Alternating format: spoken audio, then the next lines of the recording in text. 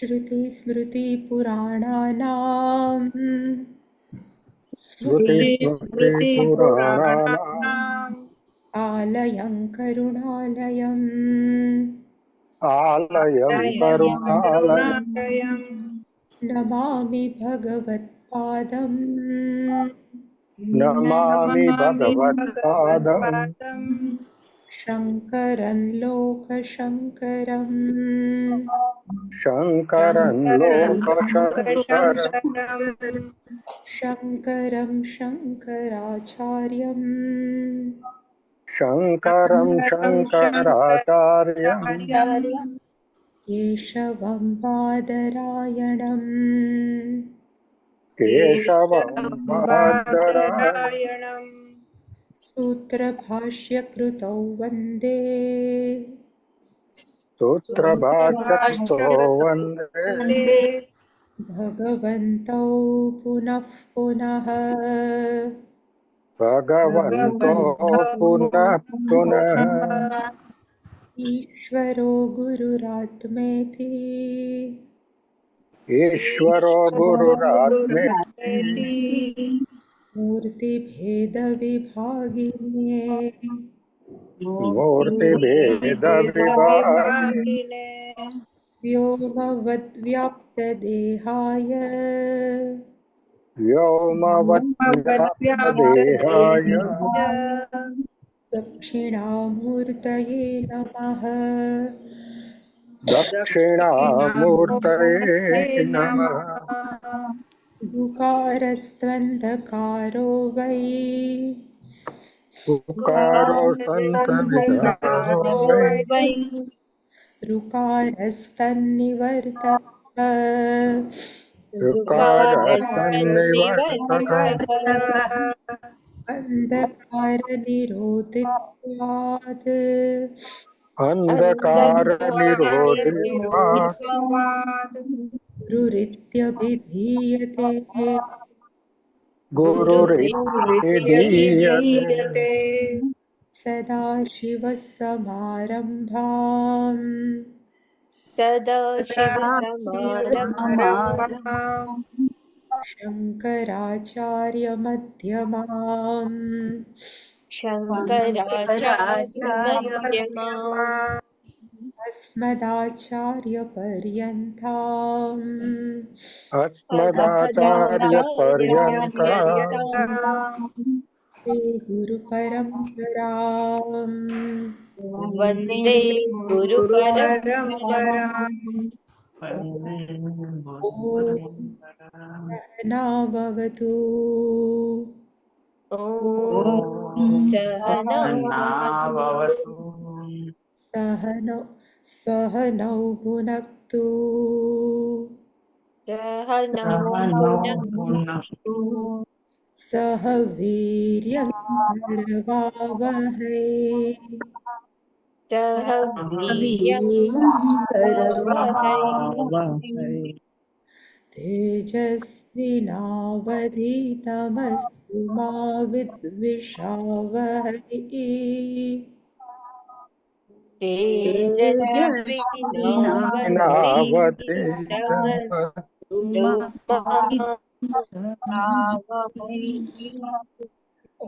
ॐ शान्ति शान्ति शान्तिः। ॐ शान्ति शान्ति शान्ति शान्ति शान्तिः। शान्तिः।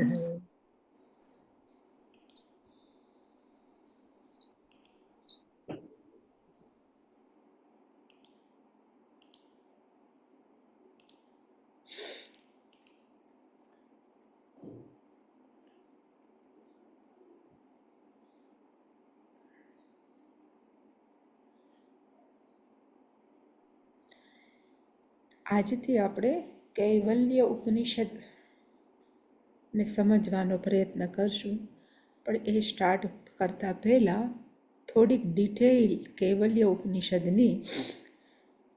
તો એઝ યુઝ્યુઅલ આપણે હંમેશા કહીએ છીએ એમ વેદોની અંદર બે ભાગ છે. એકને કહેવાય વેદનો પૂર્વ ભાગ અને બીજાને કહેવાય વેદનો છેલ્લો ભાગ. વેદના પૂર્વ ભાગ છે એનો વિષય વસ્તુ એ જુદી છે. એની વિષય વસ્તુ છે એ જુદી છે. અને વેદનો જે છેલ્લો ભાગ છે એનો વિષય પણ અલગ છે. વેદના પૂર્વ ભાગની અંદર વિષયો કઈ કઈ છે? તો કે આ જીવનની અંદર આપણે કેવી રીતે આનંદ પ્રાપ્ત કરી શકીએ, કે સુખી કેમ થવાય. એટલે કે અહીંયા અત્રનો અર્થ થાય આ જીવનની અંદર સુખી કેમ થવાય, નીતિપૂર્ણ જીવન જીવીને કેવી રીતે આપણે આપણી ફરજો બચાવવાની, કેવી રીતે આપણે સુખી થઈ શકીએ, એ બધી જ ડિટેલ વેદના પૂર્વ ભાગમાં છે. એવી જ રીતે પૂર્વ ભાગમાં એમ કહી શકાય કે ઉપાસનાઓ પણ આપેલી છે. ઘણી બધી ઉપાસનાઓ પણ આપેલી છે. કોઈ પણ દુનિયાની વસ્તુ આપણે ઈચ્છીએ છીએ શેના માટે? તો કે સુખી થવા માટે. એવી જ રીતે આપણે ઉપાસના કરીએ છીએ શેના માટે? દુઃખી થવા તો નહીં જ, એટલે સુખી થવા માટે.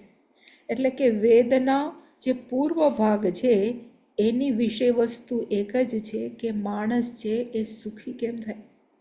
જીવન પ્રાપ્ત થયું છે તો એની અંદર આપણે મેક્સિમમ મહત્તમ રીતે કેવી રીતે સુખ પ્રાપ્તિ કરી શકીએ એનો જ ભંડાર વેદના પૂર્વ ભાગમાં ભરેલો છે. એટલે કે વેદનો પૂર્વ ભાગ છે એની અંદર પણ શું છે? તો કે સુખી શોધવાનું, કેવી રીતે સુખી થવાનું એની ચાવીઓ આપેલી છે.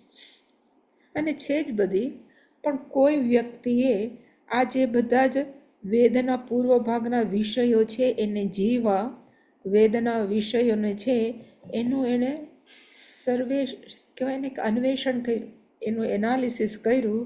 તો એમાં 3 વસ્તુ જેને ખરેખર સમજણો છે કે વિવેકી છે એને ખબર પડી કે દુનિયામાં જે પણ વિષયો મળે છે અને એનાથી જે સુખ પ્રાપ્ત થાય છે એ કેવું હોય છે? તો એ 3 વસ્તુથી ભરેલું છે. પહેલું એ દુઃખનું સ્વરૂપ છે, બીજું છે અતૃપ્તિકરત્વ છે, અને ત્રીજું છે બંધકત્વ. દુઃખાત્મકનો અર્થ થાય કોઈ પણ વસ્તુ આપણે પ્રાપ્ત કરવી હોય એ ખુરશી ઉપર બેઠા બેઠા કે સૂતા સૂતા પલક ઉપર પ્રાપ્ત ન થાય.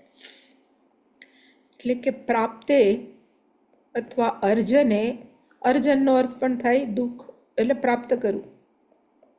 પ્રાપ્તે દુઃખમ અર્જને દુઃખમ.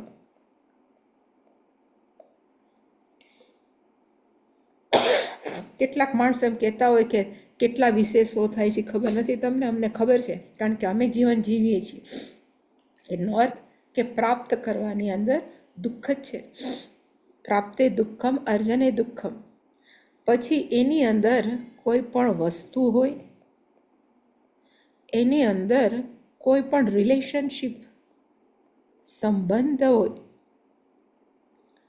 કે કોઈ પરિસ્થિતિ આપણે કોઈ નિર્માણ કરવા માગતા હોય કે ચલો કોઈ એક ઓકેઝન છે, એ બધાની અંદર કેમ આપણે ગોઠવવું એ સહેલું નથી. એનો અર્થ પ્રાપ્ત કરવા માટે અને કરવા માટે દુઃખમ. ધારો કે વસ્તુ મળી ગઈ, આપણે જે જોતું એ મળી ગયું, પછી એની અંદર મોટર હોય, બંગલા હોય, કોઈ પણ વસ્તુ છે. અને એવી જ રીતે રિલેશનશીપ, પતિ પત્ની છે, ભાઈ બહેન છે, ઘણા બધા રિલેશનશીપ, એ બધું આપણને મળી ગયું, પછી રક્ષણે દુઃખમ. એને મેન્ટેન કરવા માટે દુઃખ છે. અત્યારે કેટલા બધા માણસો છૂટાછેડા લે છે. શું કામ? કારણ કે એને સંબંધ મેન્ટેન કરતા નથી આવડતું, જતું કરતા નથી આવડતું. એટલે કે જગતમાં કોઈ પણ વસ્તુ પ્રાપ્ત કરવામાં પણ એ દુઃખ થકી ભરેલી છે, અને એને રક્ષણ કરવામાં, એને મેન્ટેન કરવા માટે પણ એ દુઃખ જ છે. એનો અર્થ વેદનો પહેલો ભાગ છે કેવો છે? તો કે દુઃખાત્મકમ. આત્મકમ એટલે કે સ્વરૂપમ, દુઃખ એટલે કે દુઃખ, દુઃખનું સ્વરૂપ છે દુઃખાત્મકમ. આ પહેલો વેદના પૂર્વ ભાગનો દોષ છે. એવું કહેવાય છે કે વેદના પૂર્વ ભાગની અંદર ત્રિવિધ દોષ, 3 પ્રકારના દોષ છે. બીજો દોષ કયો તો કે અતૃપ્તિકરત્વ. માણસના જીવનની અંદર ક્યારેય સંતોષ નથી, એને કહેવાય અતૃપ્તિકરત્વ, અસંતોષ.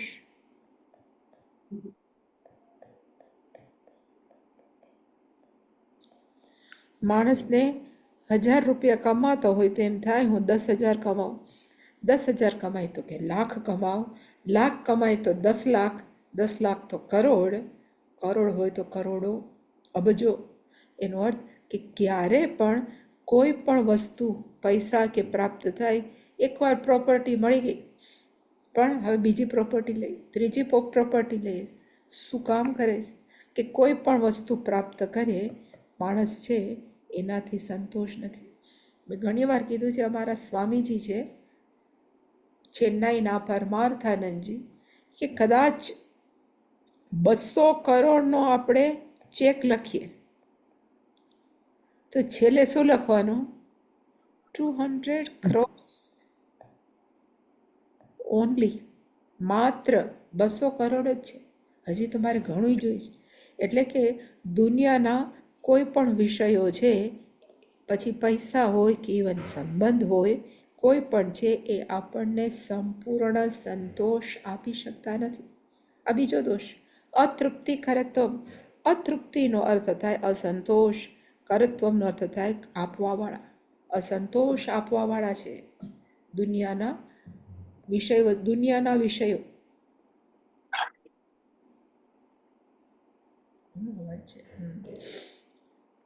અને છેલ્લું, બધા દુનિયાના વિષયો છે એ કેવા છે તો કે છેલ્લું છે બંધકત્વ. આપણને એ બાંધે છે. અને કેવી રીતે બાંધે છે તો કે આપણને એમ થાય કે આપણે આપણા પાસે જે વસ્તુ છે એના માલિક છીએ, પણ ખરેખર એવું છે કે આપણે એના માલિક નથી, એ વસ્તુઓ આપણી માલિક છે. માણસો ઘણીવાર એમ કહે છે, જે દારૂ પીતા હોય એને, માણસ દારૂને નથી પીતો પણ દારૂ માણસને પીવે છે. એવી જ રીતે આપણે એમ માનીએ છીએ કે આપણી પાસે જે ચાકરો છે, જે આપણી નીચે કામ કરે છે, એના આપણે માલિક છીએ, પણ એવું નથી. એ બધા આપણા બોસ છે. એ વ્યક્તિ એમ કહે કે ભાઈ કાલથી હું કામ કરવા નહીં આવું, પછી આપણી પરિસ્થિતિ શું થાય છે તો કોણ કોના. એટલે કે માણસો છે એ કેવા છે, વસ્તુઓ સાથે, માણસો સાથે બંધકત્વ એની અંડર છે, એનાથી બંધાયેલા છે. અને જે વસ્તુ, આ બધા જ દુનિયાના વિષયોનું સ્વરૂપ છે. વિષયો કેવા છે તો કે દુઃખ સ્વરૂપ છે. વિષયો કેવા છે તો ક્યારે પણ આપણને સંતોષ નથી આપી શકતા. દુનિયાના વિષયો કેવા છે, આપણને બાંધી દે છે. જેટલી પૈસા વધારે એટલો લોભ વધારે. શું કામ તો એમ થાય કે હાય પૈસા ન હોય તો મારું શું થાય. પૈસા આપણને શું કરે છે તો કે બાંધી દે છે. એટલે કે એને લીધે મોટા ભાગના માણસો છે એવું જ માને છે કે આનું નામ જીવન છે, આનાથી વધારે કંઈ જીવન હોય જ ન શકે, એવું એ વિચારે છે. કોક જ ભગવાનના કહેવાય ને દયા થઈ હોય કે કોક જ માણસ વિચારી શકે કે આનાથી વધારે કોઈ લાઈફ નહીં હોય.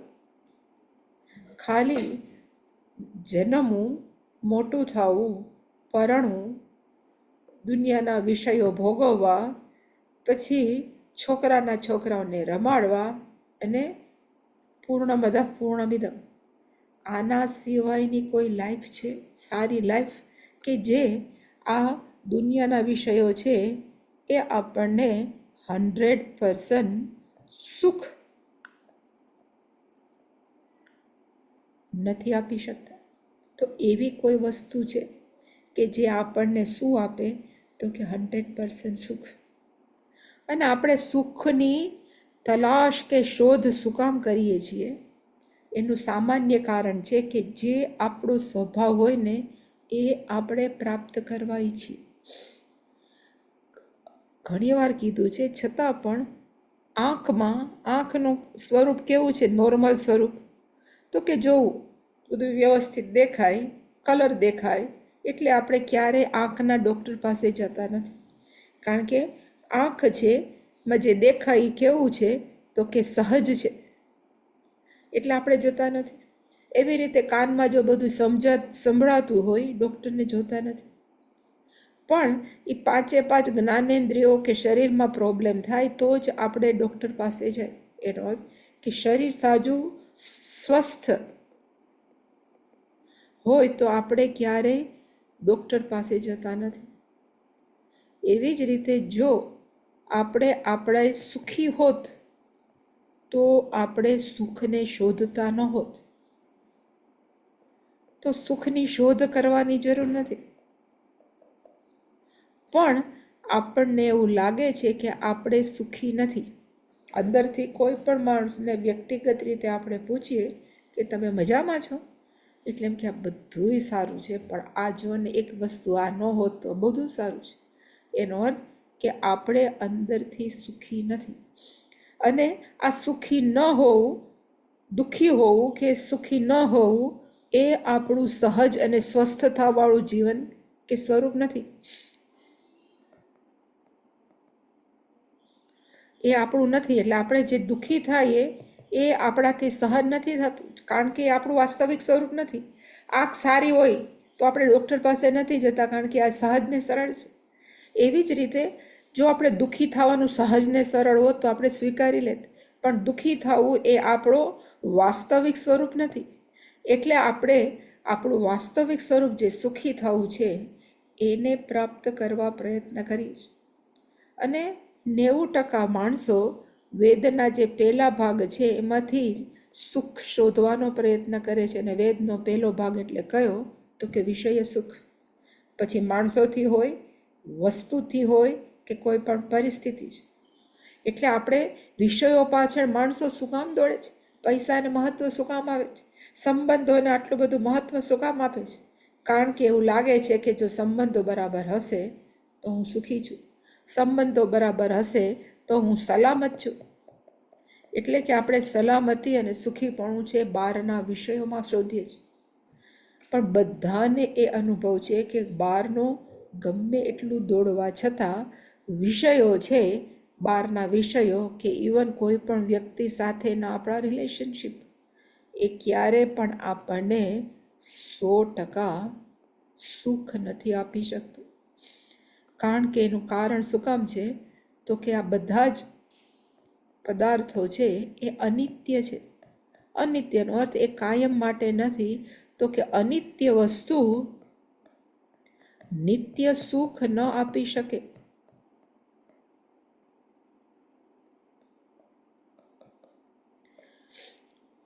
એ મોટા ભાગના માણસોને એ કંઈ ખબર જ નથી. એટલે જે પણ અનિત્ય સુખ મળ્યું એ આનંદ કરી જલસા કરે એવું માને છે અને લાઈફ પસાર કરે છે.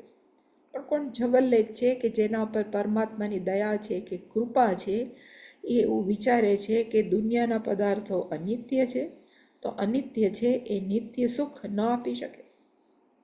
એટલે પછી એમ થાય કે નિત્ય સુખ કુત્ર, કઈ જગ્યાએ છે? નિત્ય સુખ છે એ મારે પ્રાપ્ત કરવું છે, પણ કઈ જગ્યાએ છે? એવો વિચાર જ માણસોને શું આપે છે તો કે માણસોને અંદર વૈરાગ્ય આપે છે. કે હું કેટલો પૈસા પાછળ દોડ્યો પણ પૈસા મને સુખ ન આપ્યું. હું કેટલા માણસોને સંબંધો જાળવવા માટે કરું, મેં કેટલી માથાકૂટ કરી, છતાં પણ મને સલામતી નથી લાગતી. આવું જે વિચારું અને પછી વિષયો પાછળ ન દોડવું કે આના પાછળ પડીને કાંઈ ફાયદો નથી, એનું નામ શું છે તો કે વૈરાગ્ય.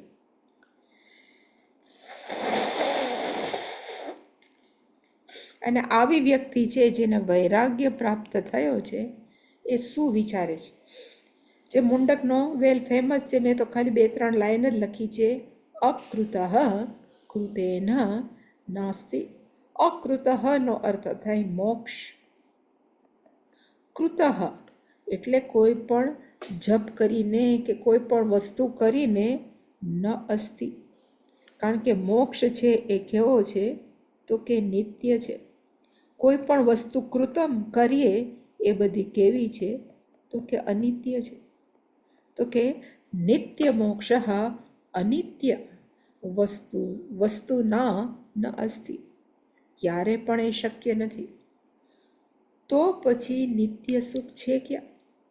નિત્ય સુખની ક્યાંય જો આપણને મળતું ન હોય તો નિત્ય સુખ ક્યાં છે? એટલે એમાં જ લખ્યું છે તત વિજ્ઞાનાર્થમ તત નિત્ય સુખમ, તત નિત્ય સુખમ વિજ્ઞાનાર્થમ, એને જાણવા માટે જેને વૈરાગ્ય છે, જેનામાં વિવેક છે, એ ગુરુમેવાભિગચ્છેત, એ પછી ગુરુ પાસે જાય છે. અને ગુરુને એમ લાગે કે શિષ્ય યોગ્ય છે, શિષ્ય છે એને ખરેખર હું કોણ છું એની ઉત્સુકતા છે, શિષ્ય ખરેખર સુખની ખોજમાં કે તલાશમાં છે, એને પછી ગુરુ છે એ શું આપે છે? તો કે જ્ઞાન આપે છે. એટલે કે એક પરિવર્તન જીવનમાં આવવું જોઈએ. અને કયું પરિવર્તન? તો કે વિષયના સુખમાંથી બહાર નીકળી અને આપણે પરમેનન્ટ સુખ ક્યાં છે એ શોધવા માટે જે આપણું એક જીવનની લાઈફસ્ટાઈલ પરિવર્તન થવી જોઈએ એ જરૂરી છે. અને એ વ્યક્તિ પેલા વેદના પૂર્વ ભાગમાં રમતી હતી, ગુરુદેવ છે એને વેદનો છેલ્લો ભાગ બતાવશે. અને વેદસ્ય અંતિમ ભાગ છે એનું નામ કયું છે? તો કે એનું નામ વેદાંત છે. વેદાંત છે ઇંગ્લિશમાં એને કહેવાય પોઝિશનલ નેમ. નો અર્થ થાય પોઝિશનલ નેમ એટલે કઈ પોઝિશનમાં છે વેદાંત? તો કે ચોપડીના છેલ્લે, વેદના છેલ્લે, એટલે એને ખાલી કહેવાય વેદાંત. પછી એનું જ બીજું નામ છે જ્ઞાન વિદ્યા, બ્રહ્મ વિદ્યા, આત્મવિદ્યા. ઘણા બધા નામ છે. અને ગુરુજી છે એ શું કરે છે? તો કે એનો ઉપદેશ આપે છે. અને એના ઉપદેશથી જે સુખ આપણે શોધતા હતા વિષયોની અંદર, એ પછી શિષ્યને જાણ થશે કે વિષયો પાછળ સુખી થવા માટે દોડવાની જરૂર નથી. સુખનો તો હું પોતે જ સ્વરૂપ છું.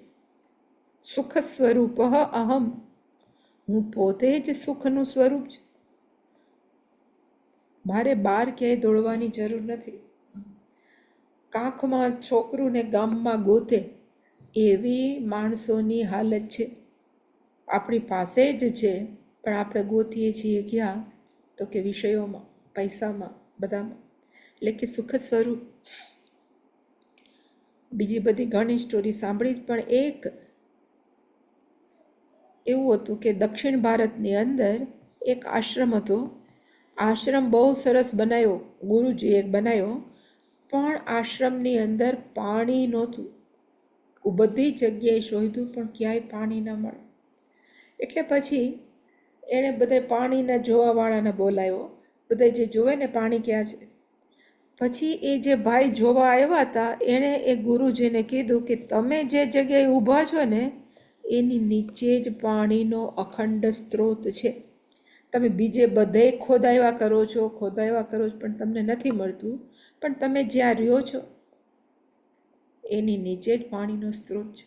એવી જ રીતે સુખનો સ્ત્રોત કે સુખનું સ્વરૂપ છે એ બહાર નથી. પણ માણસો શું કરે છે? તો કે સુખ શોધવા માટે બહાર દોડે છે.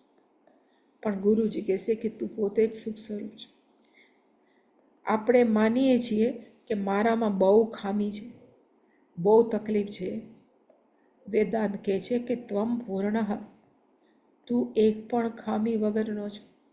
ખામીઓ તો શરીરના સ્તરે છે. ત્વમ પૂર્ણઃ એટલે કે વેદનો જે ઉપનિષદનો જે કહેવાય ને કે મેસેજ છે કે ઉપદેશ છે, એ આપણે વિચાર છે એના ટોટલી ઓપોઝિટ છે, એનો વિરોધી છે. આપણે માનીએ કે હું અપૂર્ણ છું, તો વેદ કહે છે કે ત્વમ પૂર્ણ. આપણે એમ કહીએ છીએ કે હું ક્વચિત ક્વચિત દુઃખી, ક્વચિત ક્વચિત સુખી, હું ક્યારે ક્યારે જ સુખી થાઉં છું. તો એ કહે છે કે તું સુખ સ્વરૂપ છું. આપણે માનીએ છીએ કે હું મરી જવાનો છું. હું કેવો છું? તો કે મૃત છું, મૃત થવાનો છું. શાસ્ત્ર કહે છે ત્વમ અમૃત, તું અમૃત છો. તારું એટલે કે તું ક્યારે મરવાનો નથી. ત્વમ અમૃત, તારું મૃત્યુ નથી. એટલે કે આ જે ઉપદેશ છે એ અત્યારે જે આપણે માનીએ છીએ એનાથી ટોટલી કેવો છે? તો કે વિરોધી છે. હવે એને પણ પચાવવા માટે આવો જે સંદેશ જે છે એ પચાવવા માટે પણ માણસોને કહેવાય ને કે અમુક પ્રકારની માનસિક તૈયારીઓ જોઈએ. જેવી રીતે 12થમાં પાસ થવા માટે મિનિમમ ક્વોલિફિકેશન, આપણે કહીએ લાયકાત કઈ તો કે છોકરો 10 પાસ તો હોવો જ જોઈએ. પછી એવી જ રીતે BA કે કોઈ પણ ડિગ્રી કરવી છે તો કે મિનિમમ 12th પાસ તો હોવો જોઈએ. હવે MBA કે કોઈ પણ ડબલ ગ્રેજ્યુએટ થવું છે તો મિનિમમ એ ગ્રેજ્યુએટ તો હોવો જ જોઈએ. ડોક્ટરેટ ડિગ્રી કરવી છે તો એણે કીધું કે મિનિમમ એ પોસ્ટ ગ્રેજ્યુએટ તો હોવો જ જોઈએ. આ બધાને શું કહેવાય? તો કે ક્વોલિફિકેશન, લાયકાત.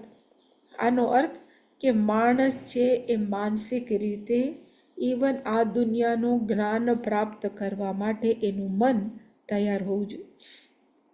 આટલા બધા IASની પરીક્ષા આપે છે, એમાંથી ખાલી એવું કહે છે કે દર વર્ષે લાખો છોકરાઓ વિદ્યાર્થીઓ છે એ IASની પરીક્ષા આપે છે. એમાંથી માત્ર 1000 નથી એટલા પાસ થાય છે. શું કામ? તૈયારીઓ કરે છે છતાં પણ એ એક્ઝામને ક્લિયર નથી કરી શકતા કે ક્લિક નથી કરી શકતા, કારણ કે હજી એ માનસિક રીતે એ બધા પ્રશ્નોના જવાબ આપવા તૈયાર નથી. એવી જ રીતે હવે જ્યારે વેદાંત એમ કહે કે ત્વમ પૂર્ણ, ત્વમ સુખી, ત્વમ અમૃત, એને સ્વીકારવા માટે મન એક પ્રકારનું તૈયાર હોવું જોઈએ. એ જો મન તૈયાર હોય તો જ આ બધા જ વેદાંતના ઉપદેશ છે એ મનમાં ટકી શકે. નહીંતર આ કેના જેવું છે? તો કે પથરા ઉપર પાણી રેડ્યું, પાણી ઢળી જાય. પણ જો સ્પોન્જ હોય, પોચી કોઈ સ્પોન્જી જગ્યા હોય એના પર પાણી રેડે તો એ પોચું થઈ જાય સ્પોન્જ. એવી રીતે આપણું મન કેવું છે? તો કે પાણા જેવું. એના ઉપર ઉપનિષદનું ઘણું બધું રેડવામાં આવે છે પણ પાણા જેવું છે. એટલે કે મન તૈયાર હોવું જોઈએનો અર્થ મન છે એ વિવેક, વૈરાગ્ય, સમાધિ, સટક સંપત્તિથી સ્પોન્જી થઈ જવું જોઈએ, પોચું થઈ જવું જોઈએ. અને એની અંદર પછી કોઈ પણ ઉપદેશ છે એ ઝીલી શકાય. એનો અર્થ કે જ્ઞાન સુખ પ્રાપ્ત કરવા માટે વેદાંત છે એ કેવું છે? તો કે એ જ આપણને સંદેશ આપે છે. અને વેદનો પૂર્વ ભાગ ખરાબ નથી. વેદનો પૂર્વ ભાગ છે એ મનુષ્યને તૈયાર કરે કે ભાઈ તમે આવી રીતે જીવન જીવો તો ધીમે ધીમે તમારું મન તૈયાર થાય ને પછી તમે સ્વિચ ઓવર કરી શકો વેદાંત. એટલે માણસો વેદના પૂર્વ ભાગની નિંદા કરે એ ખોટું છે. વેદનો પૂર્વ ભાગ જ છે જે માણસોને તૈયારી કરવા માટે, માનસિક રીતે સક્ષમ કરવા માટે જ જવાબદાર. અને જ્યારે પણ વેદ બોલીએ એટલે વેદની અંદર વેદનો પૂર્વ ભાગ પણ આવી ગયો અને વેદની અંદર વેદનો અંતિમ ભાગ પણ આવી ગયો. અને બધાને ખબર છે પણ છતાં પણ વેદ છે એ કેટલા છે? તો અહીંયા જસ્ટ લખ્યું છે વેદાહ ચત્વારઃ. ખરેખર આ તો બહુ બોલીએ છીએ કે સપોઝ વેદનો અર્થ શું થાય? કેના ઉપરથી વેદ શબ્દ બન્યો? તો કે વેત્તિ ઇતિ વેદઃ. વેત્તિનો અર્થ થાય જાણવું, જે જાણે છે. અને વેદ એવો છે કે એને કહેવાય કે જ્ઞાનનો ભંડાર છે.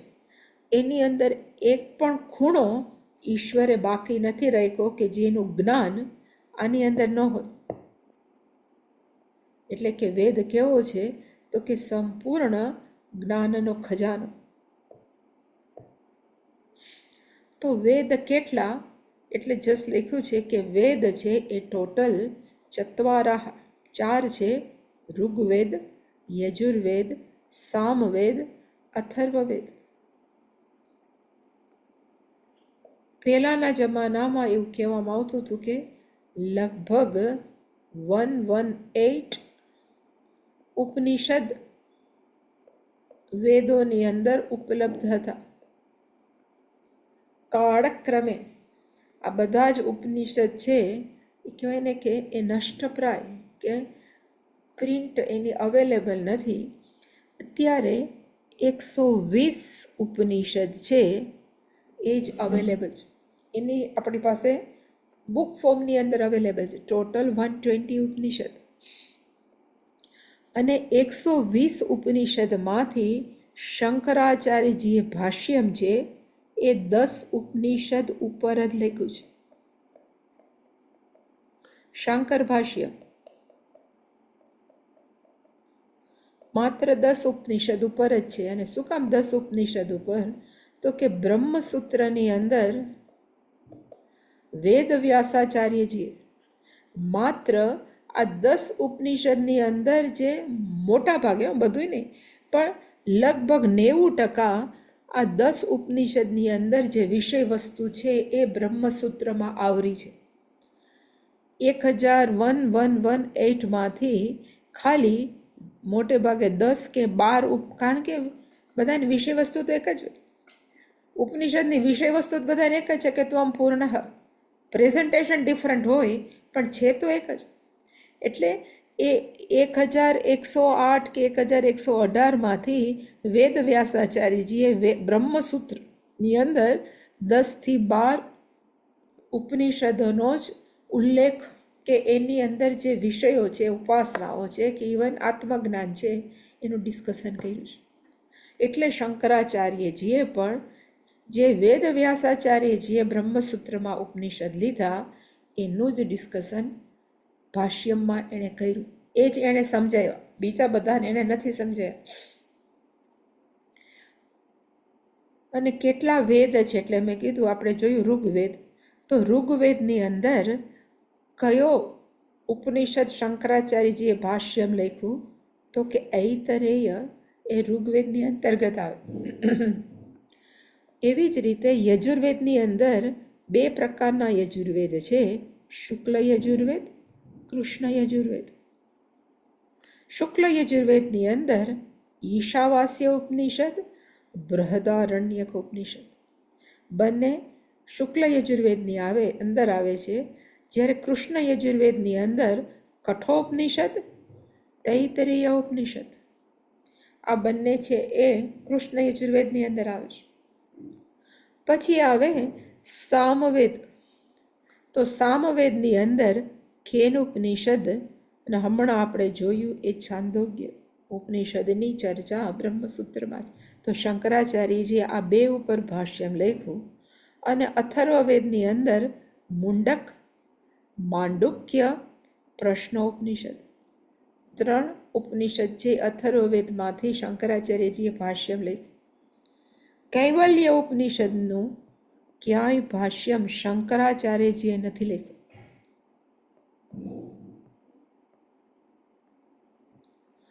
ઘણા બિફોર શંકરાચાર્યજી એક ગુરુજી હતા આચાર્ય, એનું નામ છે સાયણ મુનિ. સાયણાચાર્ય કહેવામાં આવતું. સાયણાચાર્યજીએ આ બધા ઉપર તો લખ્યા છે, પણ એણે તો બીજા ઘણા બધા ઉપનિષદ ઉપર ભાષ્યમ લખેલા છે. તો કૈવલ્ય ઉપનિષદ છે એનું ભાષ્યમ છે એ શંકરાચાર્યજીએ નથી લખ્યું, કારણ કે એનો ઉલ્લેખ બ્રહ્મસૂત્રમાં નથી.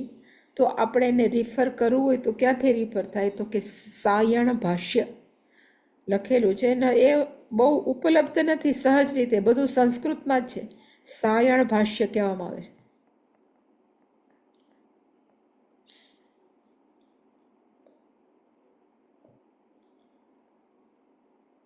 કૈવલ્ય ઉપનિષદ કેની અંદર આવે છે? કેની અંડર આવે છે?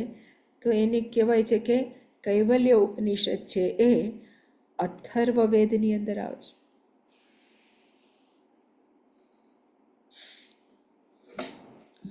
કૈવલ્યનું નામ કેવલ્ય શું કામ પડ્યું? આપણે કહીએ તૈત્રીયનું નામ તૈત્રીય શું કામ, છાંદોગ્યનું નામ છાંદોગ્ય શું કામ? એવી જ રીતે એક શબ્દ છે કેવલ. ગુજરાતીમાં આપણે કહીએ કેવલનો અર્થ થાય, આપણે ગુજરાતીમાં કહીએ માત્ર જ.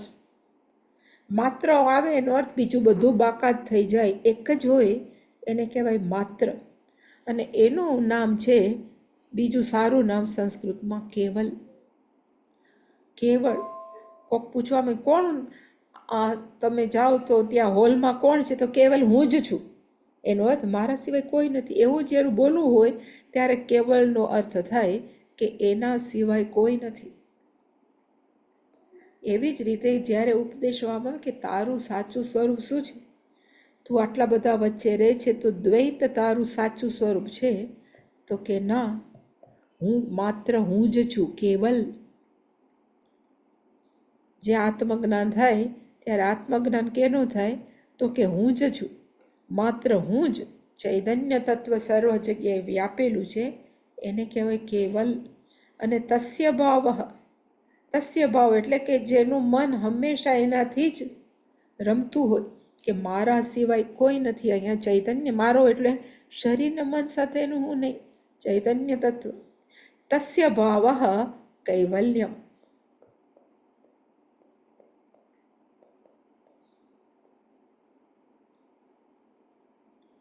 કે ભાઈ મારા સિવાય કોઈ નથી, બસ ચૈતન્ય તત્વ. બ્રહ્મ લટકા કરે બ્રહ્મ કરે. બ્રહ્મ પાસે ચિત્ત ચૈતન્ય વિલાસ તદ્રૂપ છે. જે માત્ર ચૈતન્ય તત્વને જે જોતા હોય એ અવસ્થાને કહેવાય કૈવલ્ય ભાવ. એટલે એટલા માટે આ ઉપનિષદનું નામ કૈવલ્ય છે. એ સ્થિતિએ પહોંચવા માટે કેવી રીતે પહોંચી શકાય એના થોડા પગથિયા પણ આપવામાં આવ્યા છે કૈવલ્ય ઉપનિષદ. એટલે એ કૈવલ્ય ઉપનિષદ આપણે જોશું. પણ ઉપનિષદનો અર્થ શું થાય, જે આપણે કાયમ જોઈએ છીએ. ઉપનિષદનો અર્થ થાય એમાં ત્રણ છે. એક ઉપ, પછી ની અને શદ. ઉપનો અર્થ છે સમીપમ, ટુ ગો નિયર, ઇંગ્લિશમાં થાય સમીપમ.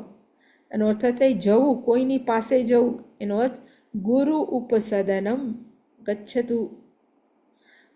જેને ખરેખર જાણવાની ઈચ્છા હોય એ વ્યક્તિ છે એ ગુરુકુળમાં જાય. અથવા એવા એને કહેવાય અંતેવાસી, એક શબ્દ છે અંતેવાસી. એટલે ગુરુકુળમાં રહે એ બધાને શું કહેવાય, તો કે અંતેવાસી. જે માત્ર એક જ લક્ષ્ય લઈને બેઠા છે કે શું જાણવું, હું કોણ છું. એટલે કે એ જાણવું હોય તો ગુરુ સમીપમ ગચ્છતુ. એનો એ પ્રતિનિધિત્વ કરે છે ઉપશબ્દ, કે ઉપશબ્દનો અર્થ થાય કે ગુરુ પાસે જાઓ.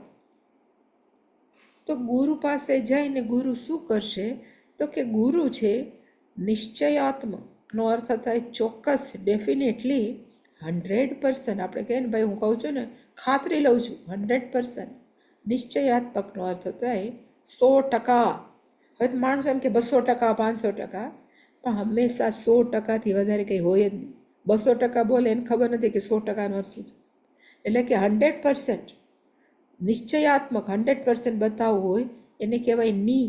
ની ઇઝ ઇક્વલ ટુ નિશ્ચયાત્મકમ, ડેફિનેટલી, ચોક્કસ, 100%. ગુરુજી શું કરશે, તો કે શદ. ઉપનિષદનો અંદર છેલ્લો શબ્દ છે શદ. અને શદનો અર્થ શું થાય, તો કે પેલો. શદનો અર્થ થાય વિશરણ, લૂઝનિંગ, ઢીલું કરી દે. વિશરણનો અર્થ થાય લૂઝ કરવું, ઢીલું કરવું, સોફ્ટ કરવું. મેલા કપડાં છે આપણે હંમેશા કોઈ સારા કહેવાય ને વોશિંગ પાવડરમાં બોળીએ છીએ. શું કામ, તો કે મેલ શું પડે, તો કે ઢીલો થાય. આ પાણી હોય એની અંદર આપણે કપડાં નાખીએ પ્લસ વોશિંગ પાવડર નાખીએ. શું કામ નાખીએ, તો કે અડધી કલાક જો વોશિંગ પાવડરની અંદર કપડાં પલળે ને તો મેલ કેવો પડી જાય, તો કે લૂઝ પડી જાય. એને કહેવાય વિશરણમ. જ્યારે ગુરુ પાસેથી શિષ્ય સાંભળ્યા જ કરે ઉપદેશ, એટલે કે સંસાર સાથેનું જે આપણું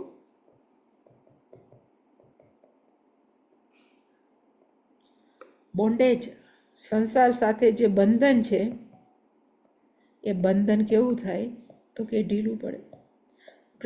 કે મારો પરિવાર, મારો ભાઈ કે ભાઈ તારો પરિવાર છે એ આપણા વગર. હું હંમેશા કહું કે આપણે નહોતા ને પહેલાંય રામ ભગવાન ગયા તોય આખો સંસાર ચાલ્યો, કૃષ્ણ ભગવાન ગયા તોય ચાલ્યો, ગાંધીજી ગયા તોય ચાલ્યો. આપણે જતા રહીશું, પૂજ્ય સ્વામીજી એમ થતું હતું કે જતા રહેશે તો શું થશે, તોય હાલે છે, આશ્રમો ચાલે છે. એવી જ રીતે કદાચ હું જગતમાં નહીં હોઉં કે મારા ઘરમાં નહીં હોઉં તો આપણા કરતાં ઘર વધારે સારું ચાલશે. પણ મારા વગર આનું શું થશે એ નામ શું છે તો કે આસક્તિ. માણસો સાંભળ્યા જ કરે તો સંસાર પરિવાર સાથેનું બંધન શું થાય તો કે લૂઝ કરે. ગુરુ ઉપદેશ છે સંસાર સાથે આસક્તિ છે ઓછી કરે, એનું નામ જ છે વિશરણમ. વિશરણમ સંસારસ્ય આસક્તે વિશરણમ કરોતિ, વિશીર્યમ કરોતિ, એવું આ વિશીર્ય. પછી ગુરુનો ઉપદેશ છે એ શું કરે તો કે અવસાદનમ. અવસાદનનો અર્થ થાય નાશયતી, હત્યા કરી નાખે છે, મારી નાખે છે, નાશ કરી નાખે છે. તો ગુરુનો ઉપદેશ શેનો નાશ કરે છે તો કે શિષ્યસ્ય અજ્ઞાનમ નાશયતી. કોનો નાશ કરે છે તો કે અજ્ઞાનમ. હું એમ માનતો હતો કે હું કેવો શરીર છું, હું કેવી સ્ત્રી છું, કે હું કેવો પુરુષ છું, હું જુવાન છું, હું વૃદ્ધ છું, એ માનું એ જ અજ્ઞાન છે.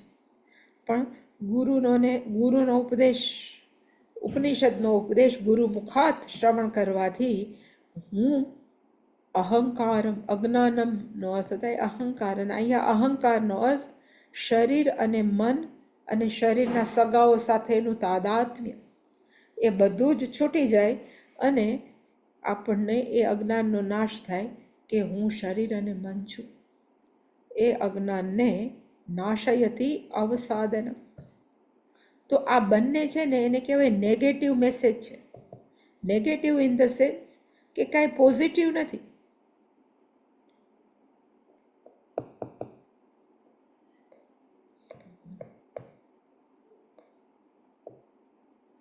તો પછી છેલ્લું કે ભાઈ ઉપનિષદ એટલે કે ગુરુના ઉપદેશથી શું કરે તો કે ગમયતી. ગમયતીનો અર્થ થાય પહોંચાડે છે. કેવી રીતે તો કે ચાલ્યા વગર. ઘણીવાર માણસો ચાલ્યા વગરના ચાલતા હોય, પીધા વગરના પીતા હોય છે. ટ્રેડમિલ છે ને, ટ્રેડમિલ, માણસો જે બધું કહે ટ્રેડમિલની અંદર એવું કે તમે કેટલું ચાલ્યા તો કે 5 કિલોમીટર. પણ આપણે દોડતા હોય ન્યા જ ન્યા. એનો અર્થ કે ચાલ્યા હોવા ન છતાં પણ ટ્રેડમિલ આપણને ચલાવે છે. એવી જ રીતે ઉપનિષદ છે એ આપણને પહોંચાડે છે, ક્યાંય પણ ગયા વગર.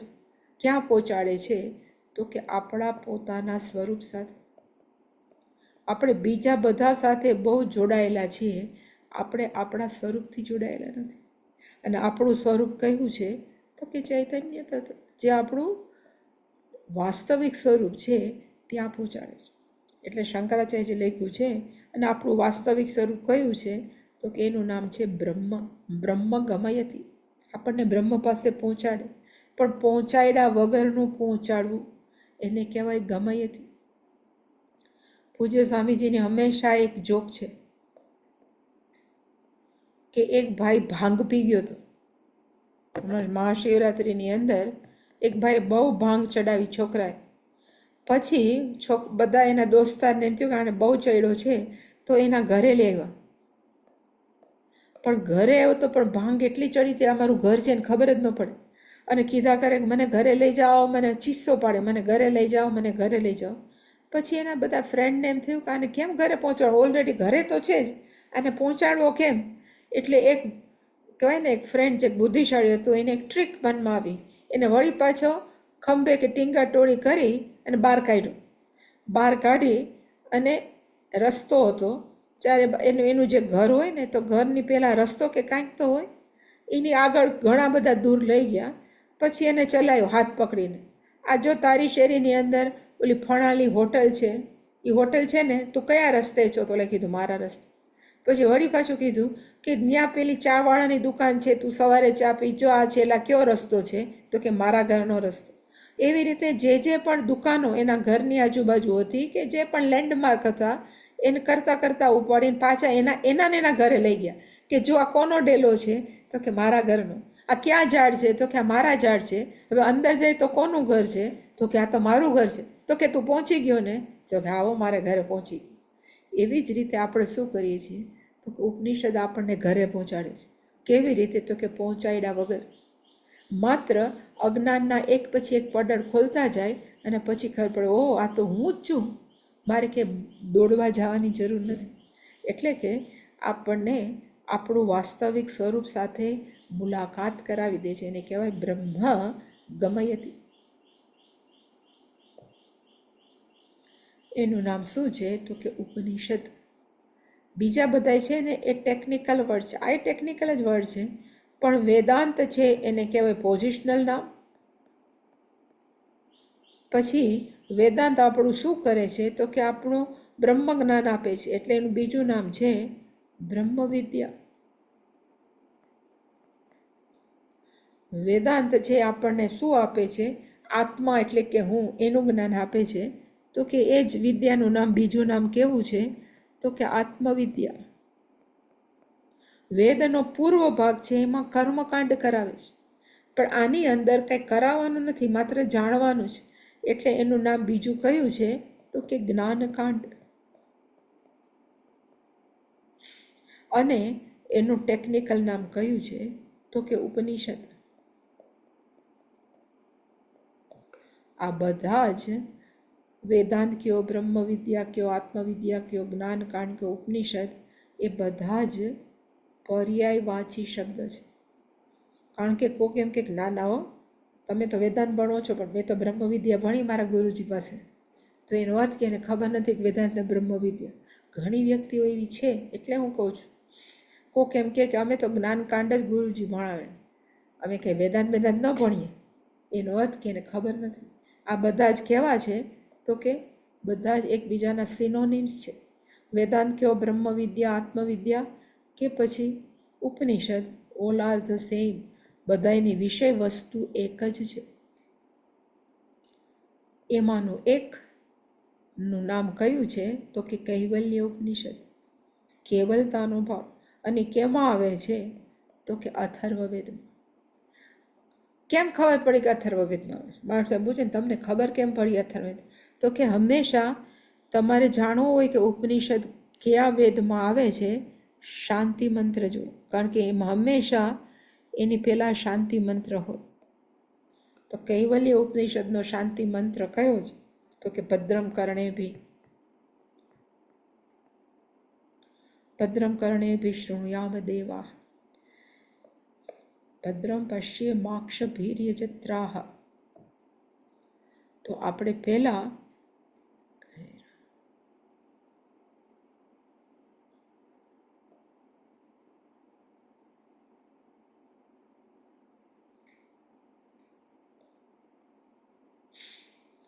આ ભદ્રમ કર્ણેભિ છે એ અથર્વવેદનો શાંતિ મંત્ર છે.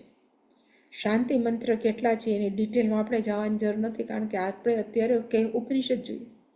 એટલે કે આ ભદ્રમ કર્ણેભિ છે એ અથર્વવેદનો શાંતિ મંત્ર છે. ખાલી એક ડિટેલ આપી શકું. સપોઝ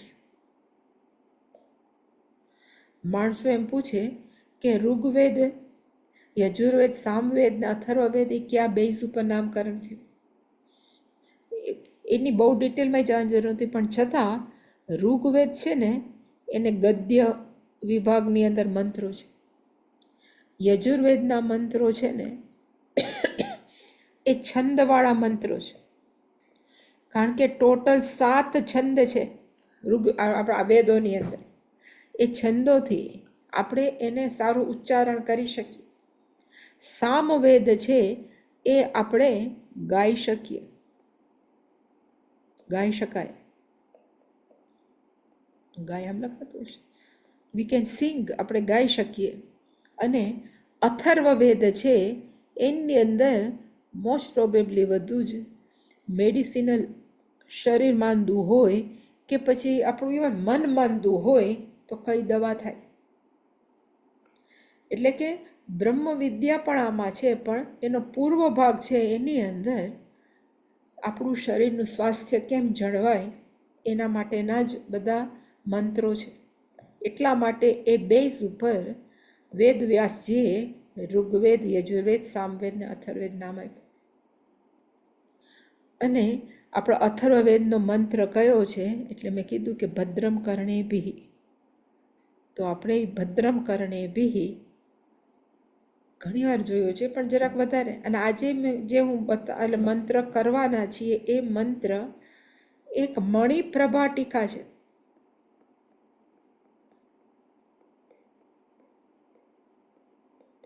એણે આના ઉપર ભાષ્ય લખ્યું છે, એટલે ટીકા લખી છે આ મંત્ર ઉપર. એ બેઝ ઉપર આની અંદર થોડાક આ નીચે અક્ષરો છે ને એ જાપાનીઝમાં છે, કારણ કે મેં જાપાનની અંદર 10 શાંતિ મંત્ર ભણાવ્યા હતા. એટલે પણ ઇંગ્લિશમાં છે, હું ગુજરાતીમાં ટ્રાન્સલેશન આપીને કરીશ. એટલામાં લખ્યું છે કે આ મંત્ર જે ભદ્રમ કર્ણેભિઃ છે એ અથર્વવેદની અંદર આવે છે. અને આપણે ક્યાં ક્યાં ભણીએ છીએ? તો કે મુંડક, માંડુક્ય, પ્રશ્નો. ને અત્યારે આપણે કયું ભણશું? તો કે કૈવલ્ય. આ બધા જ અથર્વવેદ અંતર્ગત આવે છે. આ મંત્ર છે એમાં ઈશ્વર પાસે આપણે 3 વસ્તુ માગીએ છીએ. 3 વસ્તુ આપણે ઈશ્વર પાસે માગીએ છીએ. અને કોણ માગે છે? તો કે શિષ્ય. 3 વસ્તુ છે એ ઈશ્વર પાસે માગે છે. એક આયુષ્ય, બીજું સ્થૂલ અને સૂક્ષ્મ શરીરનું સ્વાસ્થ્ય, અને ત્રીજું છે નિર્વિઘ્નત્વ. કોઈ પણ જાતની હર્ડલ કહેવાય ને, કહેવાય કે પ્રતિરોધ એ આપણા જીવનમાં ન આવે, ઓબ્સ્ટેકલ્સ ન આવે. જ્યારે ભણતા હોય ત્યારે એ 3 વસ્તુની માગણી છે એ આની અંદર કરવામાં આવી. તો પહેલી છે કે આયુષ્ય, એટલે હંમેશા એવું કહે છે કે હું લાંબી જિંદગી જીવું. એનો અર્થ પૂર્ણ આયુષ્ય હું ભોગવું, જેનાથી ઉપનિષદનો હું અભ્યાસ કરી શકું અને પછી ઉપનિષદને હું જીવનની અંદર અને મારા રોજબરોજના વ્યવહારની અંદર વાપરી શકું, એસિમ્યુલેટ કરી શકું. એના માટે થઈ ભગવાન પાસે શું માગે છે? તો પૂર્ણ આયુષ્ય. આયુષ્યનો અર્થ 100 વર્ષ નહીં, પણ બધાનું આયુષ્યની એક લિમિટ હોય. કોઈ 65 વર્ષની આયુષ્ય લઈને આવ્યા હોય તો એનું જો 65 વર્ષ જીવે તો કે પૂર્ણ આયુષ્ય. તો પૂર્ણ આયુષ્ય. બીજી માંગણી છે કે સ્વાસ્થ્ય. સ્થૂલ અને સૂક્ષ્મ શરીર. માણસો છે એ લાંબુ જીવે, લાંબી લાઈફ જીવે, પણ હોસ્પિટલમાં જ હોય તો એનો જીવવાનો ફાયદો શું? અમારા એક દૂરના અમારા એક અંકલ હતા, એ 6 વર્ષ કોમા માર્યા, એક બેડ ઉપર સર્વાઈવ, જીવા, પણ એવું જીવવાનો શું ફાયદો? એટલે તો એ લાંબા જીવનનો શું અર્થ? એનો અર્થ કે માગણી કઈ કરીએ છીએ? તો કે હું લાંબુ તો જીવું, પણ હું શારીરિક રીતે પણ સ્વસ્થ હોઉં અને માનસિક મનના સ્તરે પણ હું ઇમોશનલી સાઉન્ડ. એનો અર્થ લાગણીના સ્તરે હું સ્વસ્થ હોઉં, વાત વાતમાં દુઃખી ને સુખી ન થાઉં. અને એવી જ રીતે બૌદ્ધિક સ્તરે પણ હું મારી બુદ્ધિને તીક્ષ્ણ રાખી શકું. એવી માગણી ભગવાન પાસે આ મંત્રમાં કરે છે. અને ત્રીજી માંગણી છે એ કઈ છે? તો કે નિર્વિઘ્નત્વ. જ્યારે સારું કામ હોય એમાં 50 વિઘ્નો આવે. એટલે એવી માગણી કરે છે કે સૌથી સારામાં સારું કામ કયું છે? જીવનમાં ધ બેસ્ટ કામ કરવું હોય તો કે આત્મજ્ઞાન પ્રાપ્ત કરવું. આત્મજ્ઞાન પ્રાપ્ત કરવા માટે જે ઉત્તમ કામ છે એમાં ઘણા બધા વિઘ્નો આવે. એટલે હું એ બધા વિઘ્નોમાંથી મુક્ત થાવ, ઓબ્સ્ટેકલ્સ ન થાય, વિઘ્ન.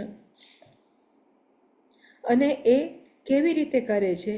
તો કે આમાં જે આપણે ભદ્રમ કર્ણેભી કરી એમાં ઘણા બધા દેવતાઓને પ્રાર્થના કરે છે. સ્વસ્તિ સ્વસ્તિ સ્વસ્તિ બોલે ને, સ્વસ્તિના ઇન્દ્રો સ્વસ્તિના ઇન્દ્રો.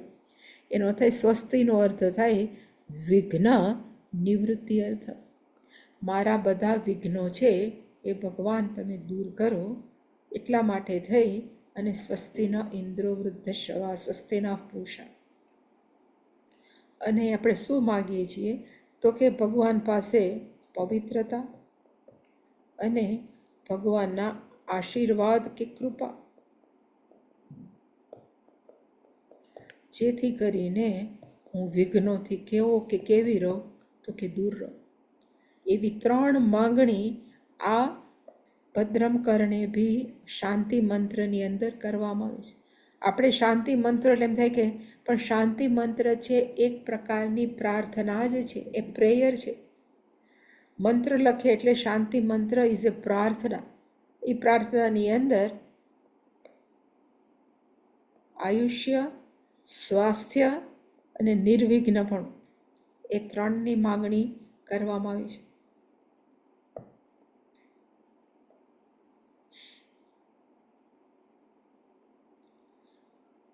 જે મેં કે આપણે જોશું કાલથી, કારણ કે સમય થઈ ગયો છે.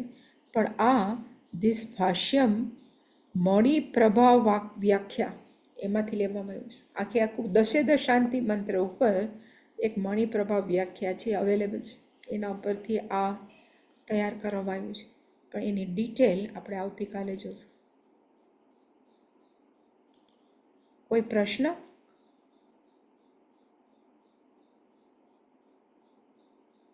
કોઈ પ્રશ્ન નહીં?